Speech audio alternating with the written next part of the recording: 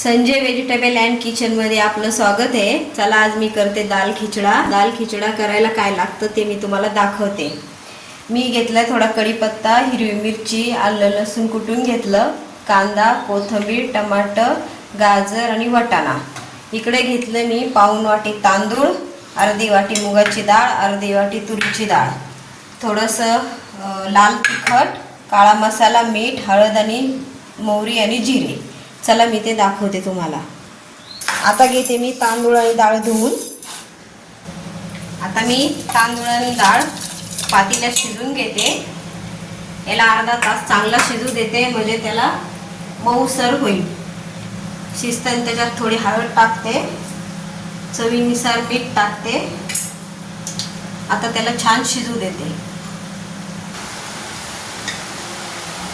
3 पळे तेल टाकून घेते।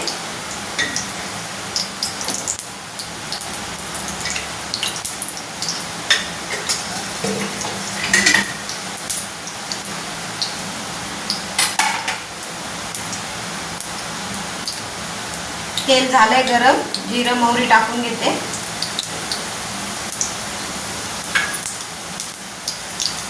त्याच्यात टाकते थोडी मिरची,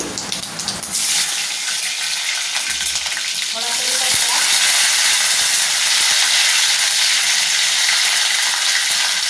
आलं लसूणची पेस्ट,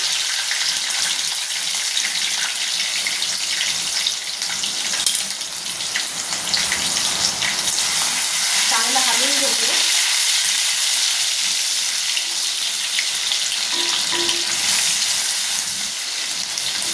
त्याच्यात टाकते कांदा, टमाटर,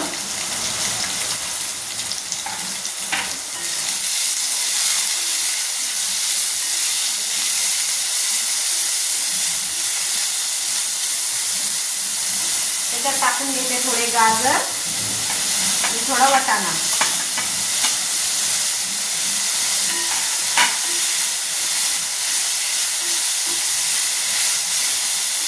आता याला 20 मिनिटं छान वाफेवर होऊ देते, म्हणजे मऊ होईल। हे झाले आपले डाळ तांदूळ शिजून मस्त मऊ। आता ते याच्यामध्ये आपली भाजी झाली का त्याच्यामध्ये बघते, त्याच्यात टाकते। हे आपल्या झाले भाज्या वाफून। आता याच्यात टाकते थोडं लाल तिखट, काळा मसाला, हळद आणि मीठ।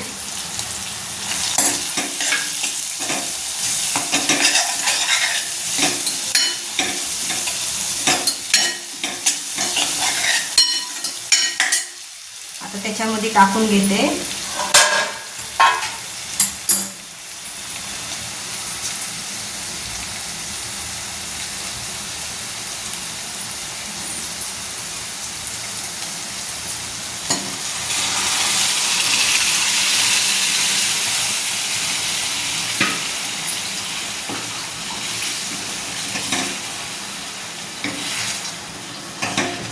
हे आपला दाल खिचडा थोडा हलवून घेते मस्त।